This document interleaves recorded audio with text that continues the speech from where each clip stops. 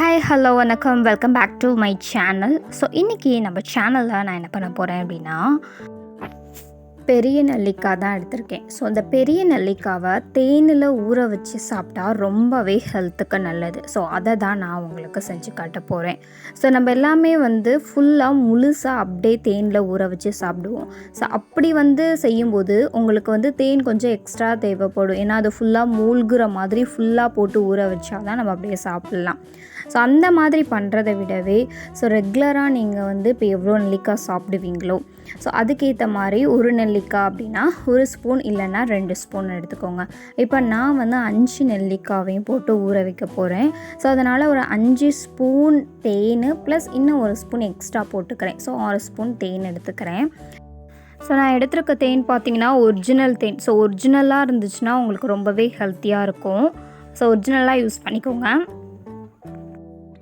அதுக்கு அப்புறமா நான் வச்சுருக்க நெல்லிக்காவை முழுசாக சேர்க்காமல் ஃபுல்லாக சின்ன சின்னதாக கட் பண்ணி வச்சுக்கிறேன்.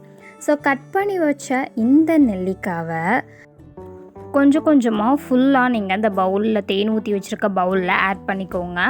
ஸோ ஆட் பண்ணி ஃபுல்லாக மிக்ஸ் பண்ணி வச்சுடுங்க. ஸோ மிக்ஸ் பண்ண பிறகு உங்களுக்கு லைட்டாக தேன் எல்லா பக்கமும் ஸ்ப்ரெட் ஆகிடும். நீங்கள் ரொம்ப மேலே மூழ்கிற மாதிரி தான் ஊற்றணும்னு அவசியம் இல்லை. கொஞ்சம் ஸ்ப்ரெட் ஆகி லைட்டாக மேலே தேன் இருக்கிற வரைக்கும் இருந்தாலே போதும்.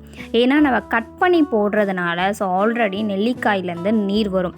ஸோ நெல்லிக்காயிலேருந்து நீர் விடுறதுனால நம்மளுக்கு ரொம்ப ஊற வச்ச பிறகு நல்லாவே உங்களுக்கு தண்ணி ஆட்டும் மேலே வரைக்கும் நல்லா ஊறி போயிருக்கும். ஸோ இது நீங்கள் மார்னிங் இல்லைனா ஆஃப்டர்நூன் செய்கிறீங்க அப்படின்னா 1 டே ஃபுல்லாக ஊறலாம்.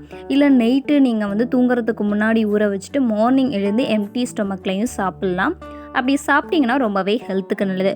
ஸோ என்னென்ன பெனிஃபிட்ஸ் அப்படிங்கிறதையும் நான் உங்களுக்கு சொல்கிறேன். ஸோ இந்த மாதிரி தேனில் ஊறி இருக்கிற இந்த நெல்லிக்காயில் பார்த்திங்கன்னா விட்டமின் சி இருக்குது, இரும்பு சத்து இருக்குது. ஸோ இந்த மாதிரி நிறைய சத்துக்கள் இருக்குது. குளுக்கோஸ்லாம் நம்மளுக்கு கிடைக்கும் இந்த சாப்பிட்றதுனால. ஸோ இதில் நம்மளுக்கு நிறைய பிரச்சனைகள் குணமாகுது. மெயினாக இந்த ரத்த சோகை இருக்கிறவங்க, ரத்தம் ஊறணும், ஸோ ரத்தம் சுத்திகரிக்கணும் அந்த மாதிரினா ஸோ இந்த நெல்லிக்காயை நீங்கள் ரெகுலராக சாப்பிட்டுட்டு வரலாம். அதே மாதிரி வயிறு சம்மந்தப்பட்ட பிரச்சனைகள், கண் சம்மந்தப்பட்ட பிரச்சனைகள், அதே மாதிரி ஸ்கின் சம்மந்தப்பட்டது, ஹேர் சம்மந்தப்பட்டது, ஸோ இது எல்லாத்துக்குமே ஒரு சூப்பர் பெஸ்ட் அப்படின்னு சொன்னால் ஸோ இந்த தேனில் ஊற வச்ச இந்த நெல்லிக்காயை நீங்கள் ரெகுலராக சாப்பிட்டு வாங்க. டேஸ்ட்டுமே பார்த்திங்கன்னா சூப்பராக தான் இருக்குது. ஏன்னா நம்ம வெறுமாக நெல்லிக்காய் சாப்பிடும்போது நம்மளுக்கு கசக்கும், சாப்பிட மாட்டோம்.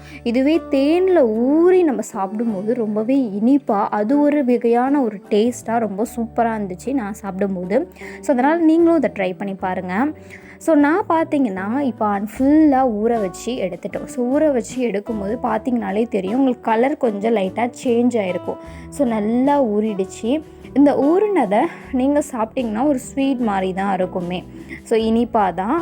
ஸோ அதை ரெகுலராக சாப்பிடுவாங்க. ஸோ இந்த வீடியோ உங்களுக்கு பிடிச்சிருந்துச்சுன்னா லைக் பண்ணுங்கள், ஷேர் பண்ணுங்கள், கமெண்ட் பண்ணுங்கள். தேங்க்ஸ் ஃபார் வாட்சிங். Bye bye. நெக்ஸ்ட் வேறு ஒரு வீடியோட சந்திக்கலாம். Bye by.